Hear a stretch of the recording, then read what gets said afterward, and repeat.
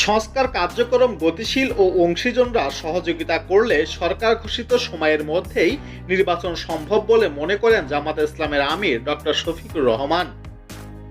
তিনি বলেছেন, এজন্য দুটি সময়কে আমরা উপযুক্ত মনে করি।